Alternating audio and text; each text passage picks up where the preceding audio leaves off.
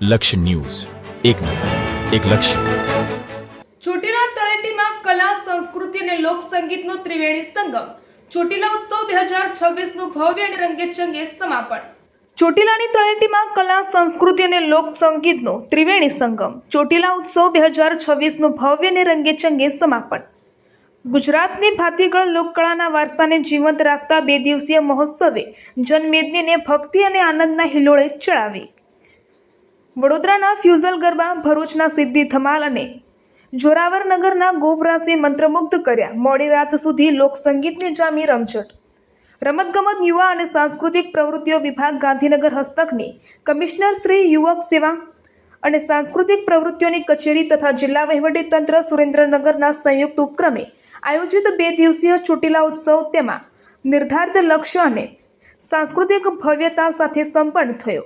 ઐતિહાસિક અને ધાર્મિક મહત્વ ધરાવતા ચામુંડા માતાજીના મંદિરના તળેટી પાર્કિંગ પ્લોટ ખાતે યોજાયેલા આ મહોત્સવે સમગ્ર ઝાલાવાડ પંથકમાં ભક્તિ અને કલાનો અનોખો માહોલ સર્જ્યો હતો.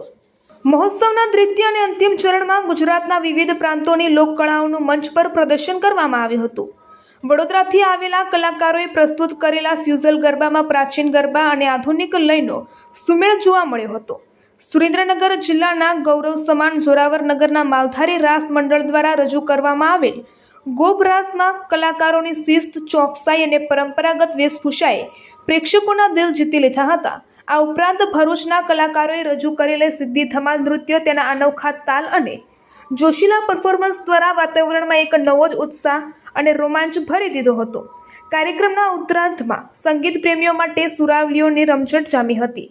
જાણીતા કલાકાર નારાયણ ઠાકરે પોતાની ગાયકી દ્વારા ભક્તિ સંગીતની એવી સરવાણી વહાવી હતી કે સમગ્ર પટાંગણ આધ્યાત્મિક ભાવમાં તરબોળ થઈ ગયું હતું.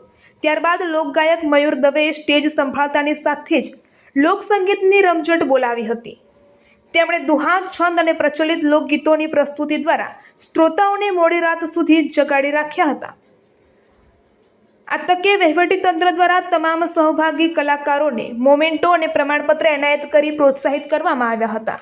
2 દિવસ દરમિયાન તેમણે પોતાની સુંદર વાણી અને અનોખી શૈલીમાં સ્ટેજ પરથી જે કડીઓ જોડી હતી તેણે કાર્યક્રમમાં પ્રાણ ફૂંક્યા હતા.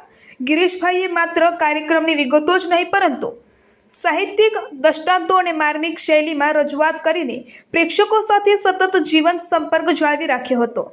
તેમની વિદ્વતાપૂર્ણ અને લોકભોગ્ય સંચાલન શૈલીને કારણે કલાકારો અને શ્રોતાઓ વચ્ચે એક અતૂટ તંતુ બંધાયો હતો, જેની ઉપસ્થિત મહાનુભાવો અને જનમેદનીએ મુક્ત કંઠે પ્રશંસા કરી હતી.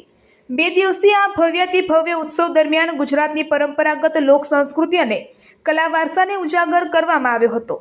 રાજ્યમાં જુદા જુદા જિલ્લાઓમાંથી અનેક કલાકારોએ સહભાગી થઈ પોતાની કલાની અદ્ભુત પ્રસ્તુતિ થકી લોકોને ભાવ વિભોર કર્યા હતા.